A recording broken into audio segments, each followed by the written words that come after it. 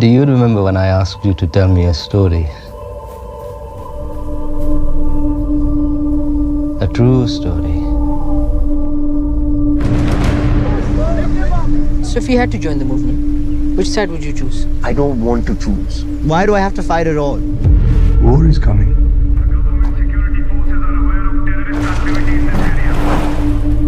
I'm Captain Cadian. Do you know why I've been sent here? To the line of control. My job is stopping the boys going from this side of the line to the other side. If we could stop that, then this entire conflict would simply go away. We're looking for our friend Hussein. He disappeared. Many boys disappear these days. Where were you? I was looking for Hussein. You fool! You put us all at risk! I've got a job for you. What kind of job? You know what they made me do? I would rather you pick up the ID from the dead than become one of them.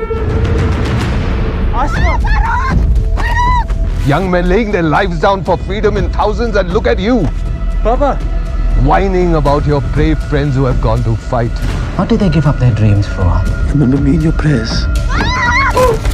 What are they dying for?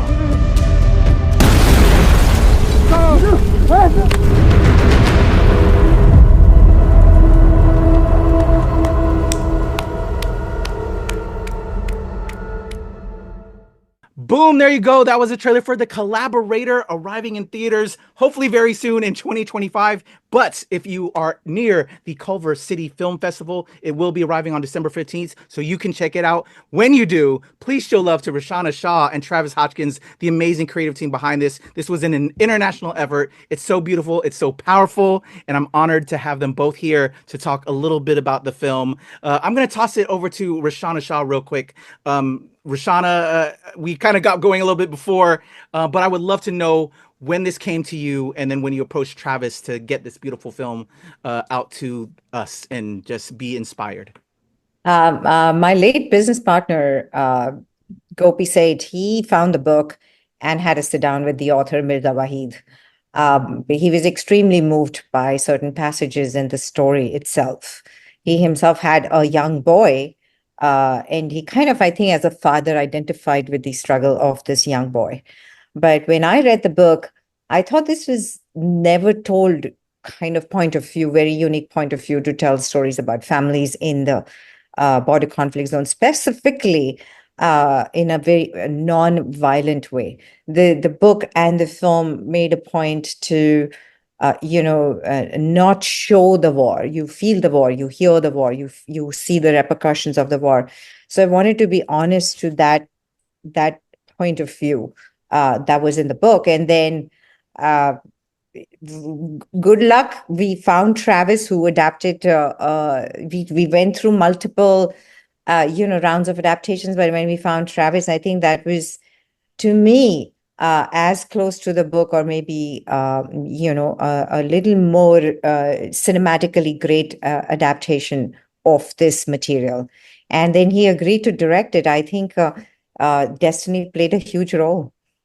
Wonderful. Travis, can you speak to once you received the Rashaana, reading the novel and then climbing on board, if you will?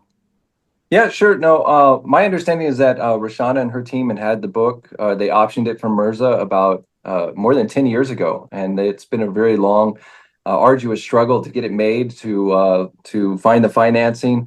And when she came to me, I think was just before COVID or something, we first started talking about the book, and then it was during COVID that we started talking about it a little bit more. And she finally convinced me to read it. I was very reluctant to read the book or to adapt it, just because I'm not from that part of the world. I felt that it might be better in somebody else's hands, and but she's very persistent, Rashaana, and so I finally agreed to read the novel, and I was really glad that I did, because it really moved me. Mirza wrote a beautiful book with beautiful characters in it, and honestly, it's a beautiful story just about growing up, about being a teenager. And he's in particularly difficult situations, but I think a lot of people all around the world can identify with just being that age, like your mid late teens, and you're trying to figure out who you are and what you want to be in the world, and all of your friends are going through the same thing, and just that intensity that you feel at that age about everything. And he wrote some stuff in there that I was just like, man, it feels like me when I was that age, So I told Rashaana, I said, I'm really into it. I'd love to like just take a stab at a draft. And so, yeah, I started working with it. And then, luckily she liked it. So I think you definitely found that universality of it, that we can all relate to, and the core of friendship that we all seek and hope to keep and maintain when we go away, and all of that. And bravo again, well done to you both. But then as I read, when you guys, okay, we're gonna do this, we're signed on, we're making it happen. Not only are we living in COVID times, but I'm an actor as well. We have a SAG-AFTRA strike, and now we had to find a place to shoot this, locations, and then it became an international effort. Can we now speak to that and just the glorious crew, because this is a beautiful film? Yeah. Go ahead, Raj. Well, Patrick, my first choice was Turkey, and that for many reasons didn't work out. We couldn't shoot in India, we couldn't shoot in US. And through this whole process of elimination, we landed up in Georgia, in Tbilisi, and luckily found the locations. And that also, it was easy for actors to come from UK to Tbilisi and from India. It was quite central. So we had actors from India, we had actors from UK. We had a lot of local Tbilisi actors in the film.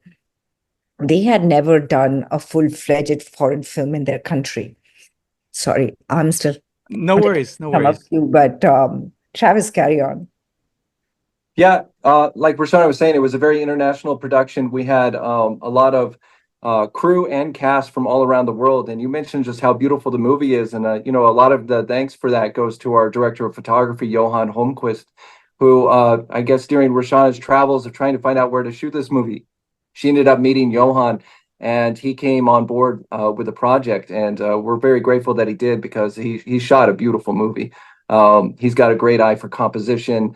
And, and then in the country of Georgia, where we eventually ended up shooting, is just a beautiful country. I mean, not to say anything negative about Johan, but you could pretty much set up the camera anywhere in Georgia and you're going to have a beautiful picture. It's just a gorgeous country. And that's why I think Rashaana felt that it would be a great place to try and pass it off as Kashmir, because the mountains are just glorious there.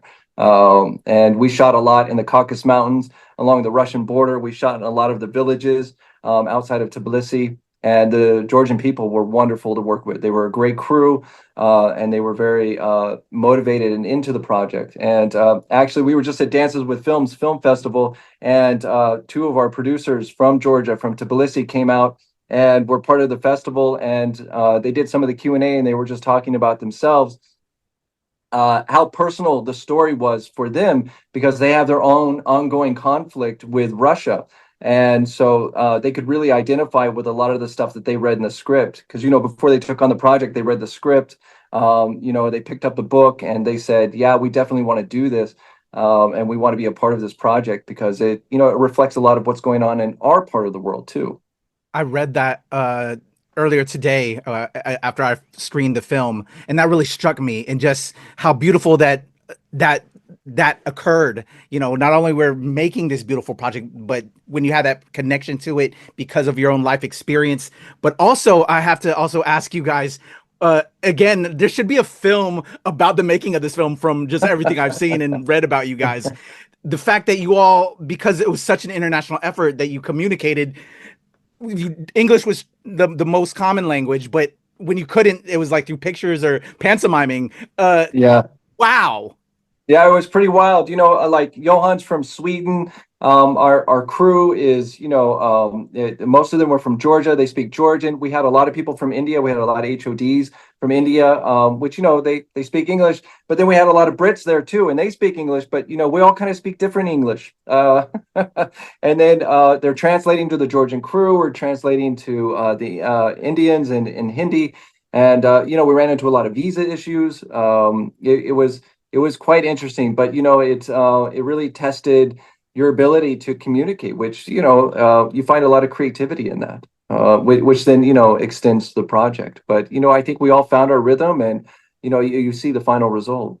I think, yeah, to add to that, as a producer, you always you have a plan, who you're going to cast, who will be the director, who's going to do the music, how the film is going to look. You start visualizing this. But the film has its own destiny. You are part of the film's destiny, not the other way around. And so I think, and something magical happens in a film, and I think it has with Collaborator, is when the right people come together. Like Rudi, who played Captain Karyan, Nikhil, who is the lead, and he's a new find. He's never done a film before. Anastasia Jairath, who plays Asma, I mean, she's never done a film before. She's a new find. All the friends, Shamel and Reis and Sardar. My God, Sardar as Hussein. I couldn't think of, you keep imagining who will be playing Hussein. There's a picture in your mind, and then he comes and you're like, yes, you're the one. You don't know what the face will look like, but you have a feeling about each of these things. Even Travis as a writer director, I think it's destiny just called, and all the right people came together for this film. My fear as an Indian was that I didn't want anyone to think that we cheated them by not shooting the film in Kashmir. So it was very important to get the locations right, and it did. But I think the film and its destiny has brought us here. I love that. Oh my gosh. Bravo, Rash and Travis. So my biggest question, where you guys are going to be premiering not too far from today as of this recording at the Culver City Film Festival. Well, another of your screenings. I know you had a previous screening before, but what is the distribution plans? Like, are we going to reach out more in 2025? Like, when can everyone, and hopefully, as I was talking to Rash earlier, I live in the DC area. I know this will find an audience here in Washington, DC. Can we speak to that at all, possibly? Sure. Actually, I'm in Amman, Jordan right now. That's where you find me, and I'm at the Karama Human Rights Film Festival. And the theme for the film festival is justice for the global South, and it's primarily focused on the conflict between Palestine and Israel. And the film has been so well embraced by the people here, and it really warms my heart. And it's the same thing as like the Georgians. They just really identified with the movie for their own conflict. They really recognize the universality of the movie, which I think was Mirza's idea when he wrote the book. And in the book, he never gave a name to the main character. He always just called him the boy. And we carried that on in the movie. We never gave him a name. He was always just the boy. And it's because we wanted it to be accessible to people all around the world. And I just really and so happy and glad that that's actually coming true, because we see it throughout the United States. People are embracing it. We see it in Jordan, like Rashaana maybe mentioned earlier. We played in Turkey at the Antakya Film Festival. We've played in Italy, and we're definitely reaching out to more film festivals and hope that our reach continues to grow. And we're definitely in talks with some sales companies, and we're hoping to look at distribution, and hopefully, like this time next year, you're going to be able to find it, either in the theater and or on the big streamers. Please, please, please. And when that happens, please come back so I can give you your virtual flowers again and prop it and promote it to everyone. I do entertainment here locally in the DC area, so I definitely would talk about it on the radio because this is a special film and an important film. And again, kudos to you both. Learning the story behind the making of this, seeing the film itself. Like you said, it's so powerful, and it is going to connect with everyone. Really appreciate both of your time. Again, I'm a filmmaker myself, and when I got into filming to entertain, but also inspire and educate. you are accomplishing that with this work. So bravo to you, Rash. Bravo to you, Travis. Thank you both for your Thank you so time. much. Everybody, Travis Hodgkins, Rashaana Shah, the Collaborator. Stay tuned, because as soon as I find out when it's going to be out even more, I'm going to tell it to the world. Thank you both. I'm Kuya P. This is Nerds Rule the World. All right, there's a cut.